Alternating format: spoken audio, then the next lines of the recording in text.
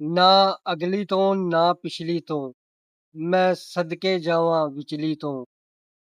ਅਸਲਾਮ ਵਾਲੇਕਮ ਦੋਸਤੋ, ਬੇਲੀਓ, ਸੱਜਣੋ, ਤੇ ਮੈਂ ਤੁਹਾਡਾ ਮੇਜ਼ਬਾਨ ਅਮਾਨਤ ਅਲੀ। ਤੇ ਆਓ ਕਹਾਣੀ ਸ਼ੁਰੂ ਕਰਨੇ ਆ। ਇੱਕ ਬਜ਼ੁਰਗ ਦਰਿਆ ਦੇ ਕੰਢੇ ਤੇ ਬੈਠਾ ਆਪਣੀ ਮੌਜ ਆਪਣੀ ਮਸਤੀ ਦੇ ਵਿੱਚ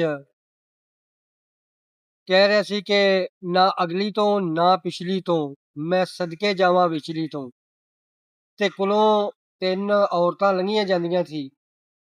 ਇੱਕ 8-9 ਸਾਲ ਦੀ ਬੱਚੀ ਸੀ, ਦੂਸਰੀ 18-20 ਸਾਲ ਦੀ ਲੜਕੀ ਸੀ, ਤੇ ਤੀਸਰੀ 35-40 ਸਾਲ ਦੀ ਇੱਕ ਔਰਤ ਸੀ। ਜਦੋਂ ਬਾਬਾ ਜੀ ਨੇ ਗੱਲ ਕੀਤੀ ਤੇ ਉਹ ਲੜਕੀ ਉਹਦੇ ਵੱਲ ਵੇਖਦੀ ਤੇ ਪਰੇਸ਼ਾਨ ਹੋਈ, ਤੇ ਉਸਨੇ ਸੋਚਿਆ ਕਿ ਬਾਬਾ ਜੀ ਨੇ ਮੈਨੂੰ ਮਜ਼ਾਕ ਕੀਤਾ। ਉਹ ਲੜਕੀ ਗਈ ਤੇ ਜਾ ਕੇ ਆਪਣੇ ਭਾਈਆਂ ਨੂੰ ਦੱਸਿਆ, ਆਪਣੇ ਵਾਲਿਦ ਨੂੰ ਦੱਸਿਆ ਕਿ ਦਰਿਆ ਦੇ ਕੰਢੇ ਤੇ ਇੱਕ ਬੰਦਾ ਹੈ ਤੇ ਉਸਨੇ ਮੈਨੂੰ ਮਜ਼ਾਕ ਕੀਤਾ ਹੈ। ਤੇ ਉਹਦੇ ਉਸ ਲੜਕੀ ਦੇ ਭਰਾ ਉਸ ਬਾਬਾ ਜੀ ਕੋਲ ਆਏ ਤੇ ਆਣ ਕੇ ਉਸ ਬਜ਼ੁਰਗ ਨੂੰ ਬੁਰਾ ਭਲਾ ਆਖਣ ਲੱਗਾ। ਤੇ ਉਹ ਬਜ਼ੁਰਗ ਨੇ ਬੜੇ ਆਰਾਮ ਨਾਲ ਬੜੇ ਹੌਸਲੇ ਨਾਲ ਆਖਿਆ ਕਿ ਬੱਚਿਓ, ਕੀ ਗੱਲ ਹੈ, ਕੀ ਪਰੇਸ਼ਾਨੀ।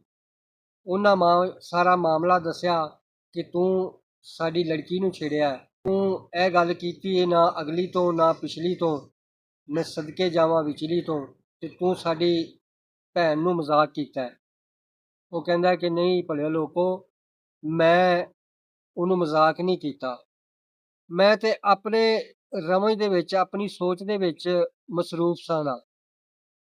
ਗੁਜ਼ਰੇ ਕੱਲ੍ਹ ਦੀ ਗੱਲ ਕਰ ਰਿਹਾ ਸਾਂ, ਫਿਰ ਆਉਣ ਵਾਲੇ ਕੱਲ੍ਹ ਦੀ ਗੱਲ ਕਰ ਰਿਹਾ ਸਾਂ, ਤੇ ਹਾਲ ਦੀ ਗੱਲ ਕਰ ਰਿਹਾ ਸਾਂ।